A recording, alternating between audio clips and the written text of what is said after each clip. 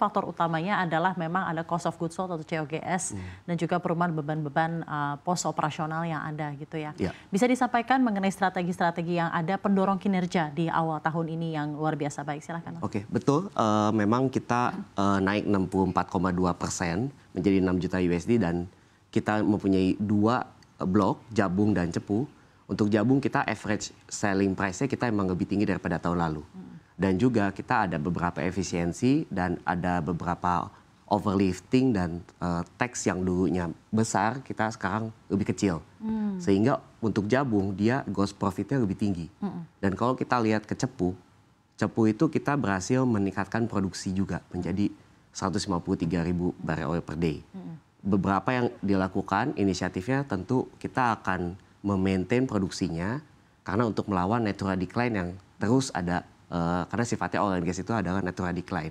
Betul. Jadi yang dilakukan itu ada infill drilling dan juga acidizing di reservoir tersebut. Maintenance lah ya dalam hal ini ya dan dalam ini ya. Karena memang secara alami ada seperti itu natural decline dan lain-lain. Oke, baik. Tapi sebenarnya kan secara keseluruhan kita mengetahui bahwa pemerintah itu tengah berupaya meningkatkan produksi minyaknya gitu ya Mas. Di tengah memang ada program-program prioritas pemerintah, swasembada energi gitu ya dan lain-lain. Bagaimana dampaknya kira-kira ekspektasi Anda terhadap kinerja Ratu ke depan dengan adanya program-program pemerintah ini? Oke. Kita tetap mensupport program-program pemerintah, terutama di ketahanan energi.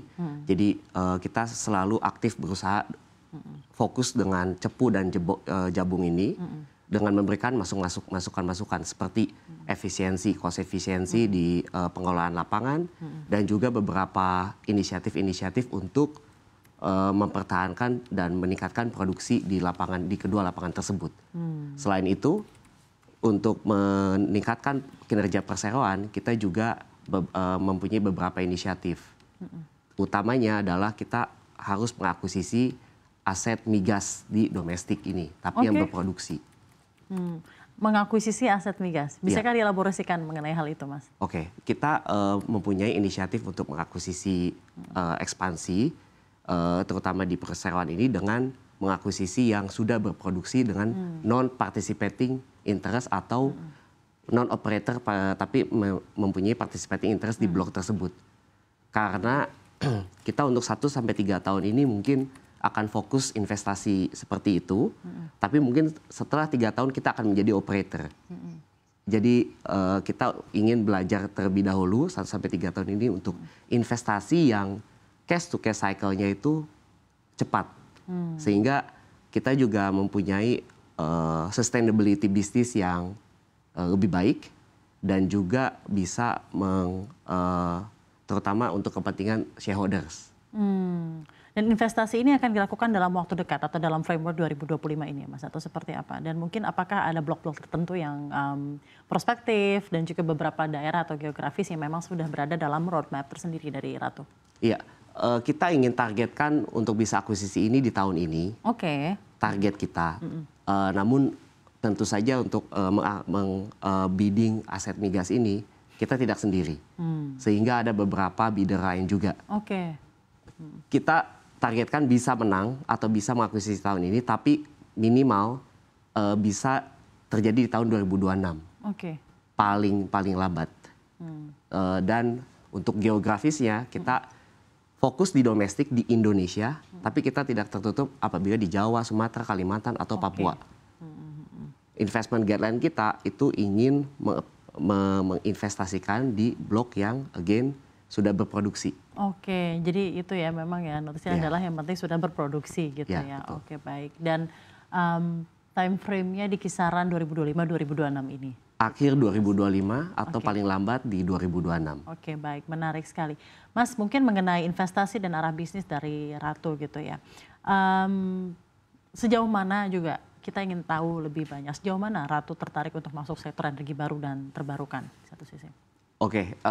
Untuk saat ini kita tidak ada direction ke sana karena kita sedang fokus di upstream oil and gas business dan juga yang sudah terarahkan adalah 1-3 tahun itu non-operating, tapi setelah 3 tahun kita menjadi operator untuk oil and gas yang kecil, marginal fields. Setelah 6 tahun kita mungkin bisa mengelola blok yang besar. Tapi bagaimana juga pendekatan perusahaan gitu ya, seperti yang tadi Anda sampaikan mungkin saat ini dalam 3 tahun tentang ini kan memang fokus pada oil and gas only gitu ya dalam hal ini. Tapi secara berkesinambungan ke depannya karena tentunya ini akan menjadi bentuk dari sustainability effort dari perusahaan. Bagaimana approach dari Ratu sendiri untuk menjaga keseimbangan antara profit dan juga sustainability yang ada dari blok-blok operasional perusahaan Anda dan lain-lain, Mas? Oke, kita mempunyai 2 sekarang Jabung dan Cepu. Di inisiatif-inisiatif yang kita lakukan adalah itu kita ingin menekan cost sehingga gross profitnya meningkat dan juga untuk mengantisipasi beberapa tantangan ke depan. Misalnya oil price yang tidak bisa kita prediksikan. Jadi kita juga ada beberapa cost efisiensi untuk menekan gross profit dan juga kita beberapa masukan untuk meningkatkan produksi di Cepu. Sehingga nantinya secara bottom line itu kita masih membukukan positif walaupun dengan harga minyak yang terus turun gitu.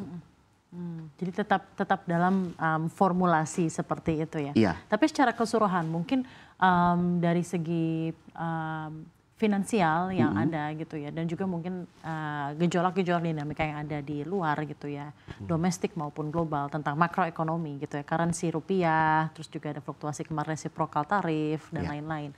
Apa tantangan keuangan terbesar yang dihadapi perusahaan saat ini dan mungkin juga Anda melihatnya juga sebagai opportunity, Mas? Oke, untuk laporan keuangan kita karena di oil and gas dan juga kita laporan keuangan dalam USD, sebenarnya ada beberapa currency losses yang kita punyai. Karena ada currency exposure, currency tapi minim. Minim, oke. Ya, jadi lebih ke oil and gas price-nya secara global. Terutama oil price itu yang mengimpact ke profitability kita. Nah, sehingga karena itu tidak bisa kita mitigasi, jadi kita harus mengantisipasi dengan meningkatkan produksi dan beberapa inisiatif-inisiatif. Dan juga kita lihat kalau misalnya mereka mempunyai program dan kita diminta untuk cash call, untuk investasi, bagaimana return setelah program tersebut dilaksanakan. Kita harus memaksimais untuk kepentingan shareholder atau PI di blok tersebut. Berarti strategi dari perusahaan untuk mengelola risiko fluktuasi harga oil price itu sendiri adalah tetap memiliki produksi tingkatnya yang cukup baik begitu ya, Mas? Betul, betul. Karena kita juga memang investasinya juga lumayan selektif dan prudent. Kita lihat cost per barrelnya dibandingkan dengan peers, apakah dia mid atau lebih tinggi. Apabila cost per barrel tinggi, kita mempunyai exposure apabila oil price-nya rendah. Jadi kita juga tidak akan investasi di lapangan-lapangan yang mempunyai cost per barrel tinggi.